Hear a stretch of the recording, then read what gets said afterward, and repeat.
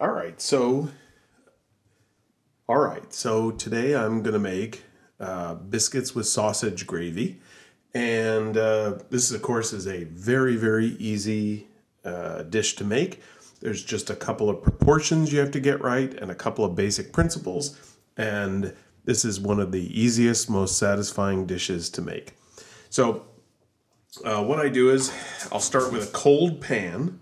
And that's because I want the fat in the sausage to begin to just slowly render and lubricate the pan. So I'm putting it basically in a dry pan, as you can see, and I'm just going to basically let some fat come out of that. I'm making enough for 2 generous servings. And I find that a 1/4 pound of sausage per serving is about right. So this is about a 1/2 pound because I'm making 2 servings. And the only catch is that you really never know exactly how much fat is going to come out of the sausage. And so in the end, you're looking for, if you're going to make 2 servings and you want essentially, I use 2 cups of milk. I have a cup of milk per serving, plus, of course, the meat itself. And so you're looking for a certain ratio of fat to flour to milk. And so what I need is about 4 tablespoons of fat in the end after it's all rendered out of this sausage. So that's sort of all I'm going to do is sit here and break up the sausage. When the sausage starts to heat up, I'll show you how I like to break it up further. And we'll just, at this point, we're just waiting for the fat.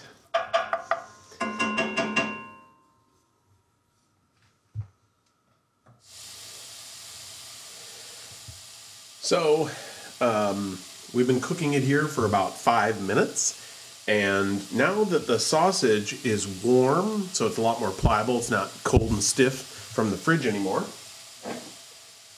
I'm going to do the next step. I like to break up the sausage into small pieces about the size of a pea. That's totally a matter of personal preference. I'm sure some people, like it really chunky. I somehow like it better the other way. Couldn't even tell you why. But basically, I use a potato masher to break it up into uniform bits. And then you just have to take a sec to clean out this nonsense. And we're good. So then I'll just let the sausage keep cooking.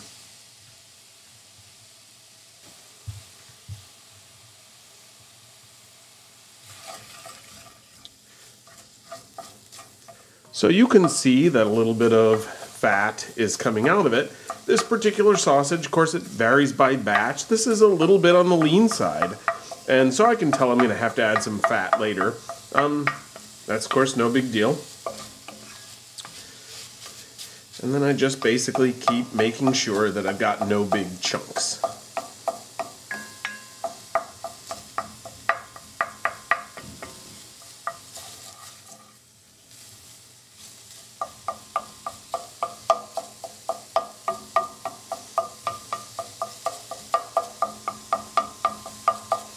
And that's about just how I like it. So now I'm just going to basically let the sausage cook through.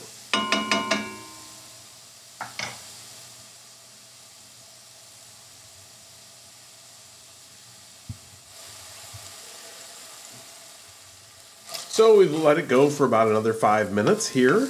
And now it's time for us to make a judgment about the fat.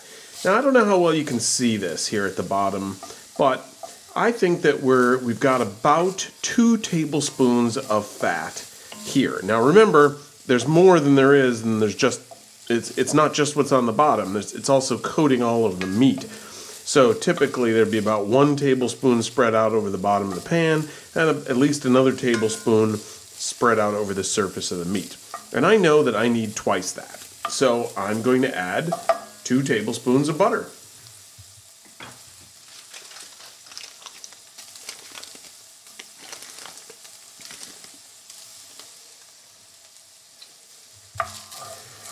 And we're just going to let that melt. That will take but a second. It'll melt fastest if you make sure it's touching the pan.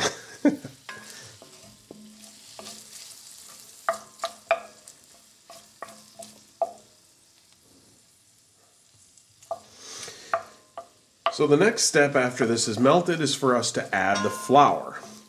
And I typically use about 2 tablespoons per cup of milk. So 2 tablespoons of butter, 2 tablespoons of flour. As I've mentioned in my other videos, I typically add a little more flour than I need.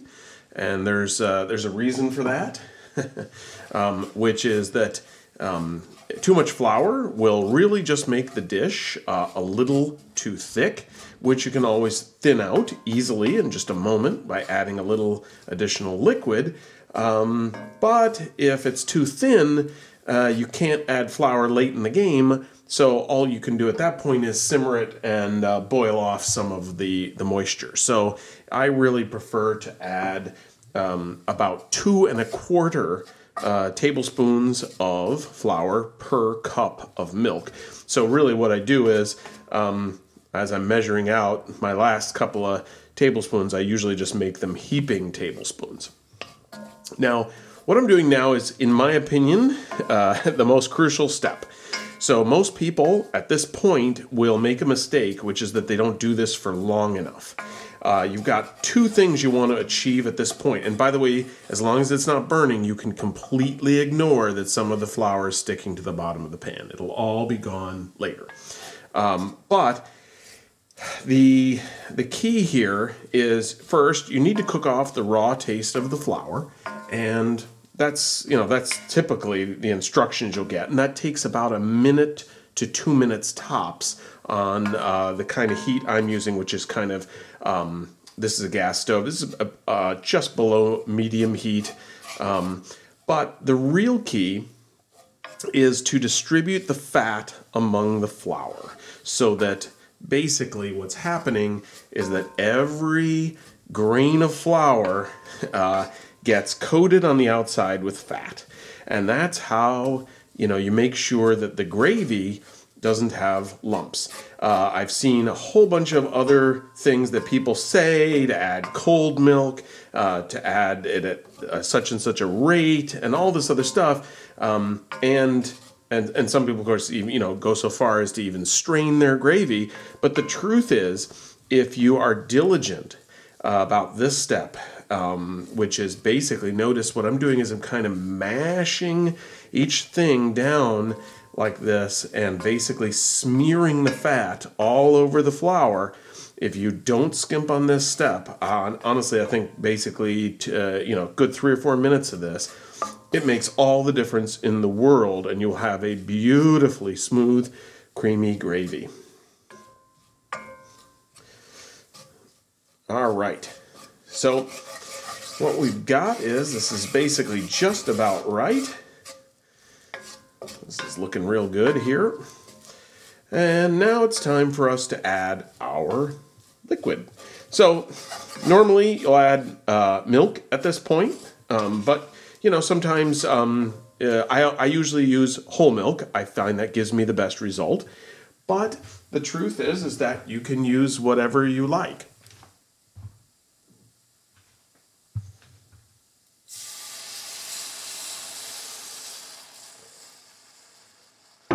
So I'm going to add about 1/3 of the milk, stir it in,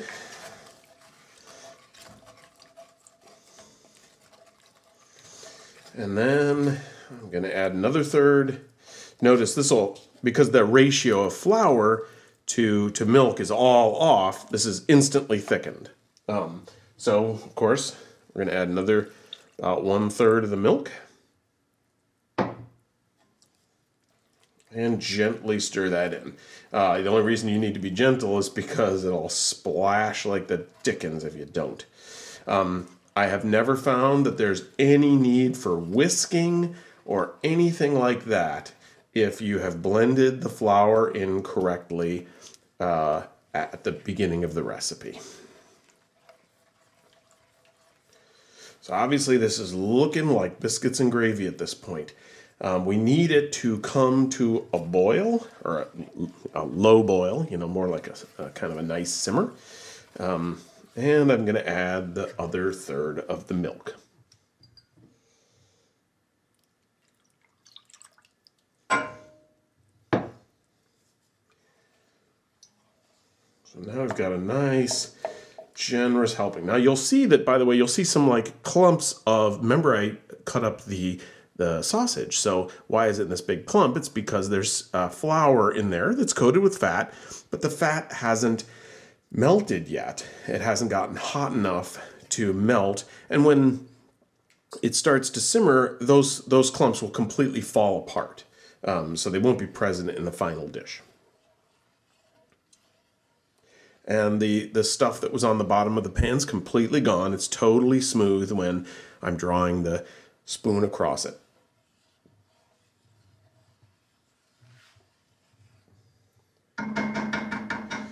So now it's got to come to a boil. That will be the final step in the thickening, and I'm just going to let it sit there. I'm going to stir it occasionally, but while I'm waiting for it to come to a boil, I can do the other steps, which is really just the seasoning, because the thickening of it has nothing to do with the seasoning, and so you can actually season it now if you like.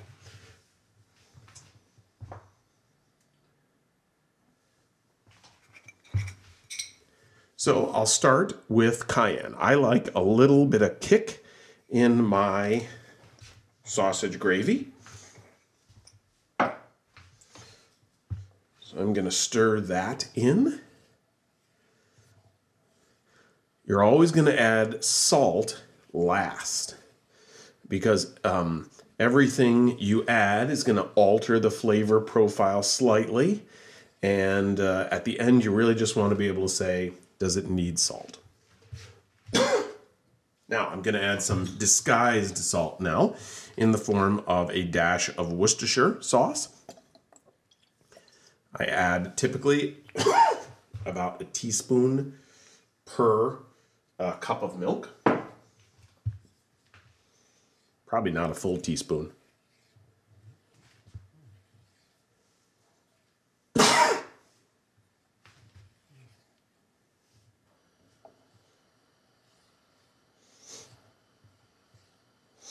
Now, I don't have this over very high heat. I just turned it up a little bit because I wanted to speed it up.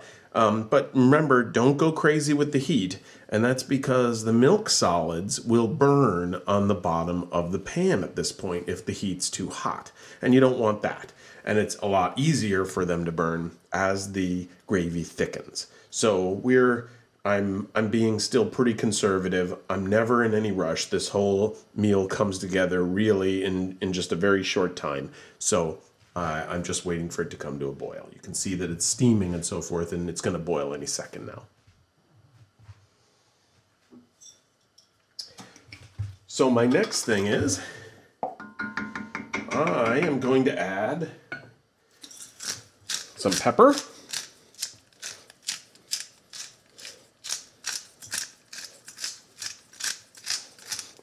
I typically add black pepper at the table as well because I like a pretty generous amount of black pepper in mine. But, you know, you do you.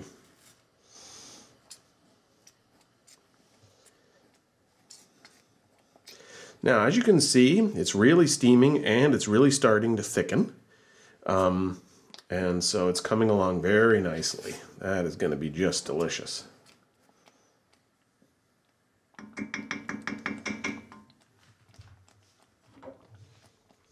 Now it's boiling pretty good, and because I don't want it to splash, I've turned the heat on this burner, which is a generously sized burner, all the way down.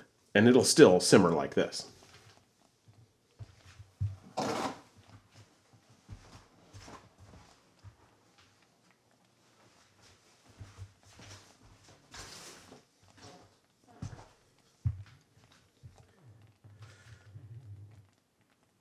So now we've got to taste it. We've got it nicely thickened, and as it sits, you know, on the stove, I'll simmer it for just a little while, keep it warm really, while I get the biscuits ready and so forth. So it'll thicken up quite a bit more. But now let's taste it for salt. And it's not quite there, although it's darn close. And man, that tastes good. So what I use, just for a little complexity, is I typically use Lowry's seasoned salt. And I don't add much. But because of the ingredients in Lowry's seasoned salt, which, you know, there's some garlic powder in it, there's some celery powder, there's just nice stuff that add sort of complexity. There's paprika, and all of that adds just a little bit of complexity to the dish, which is, of course, the most of the function of the Worcestershire sauce as well.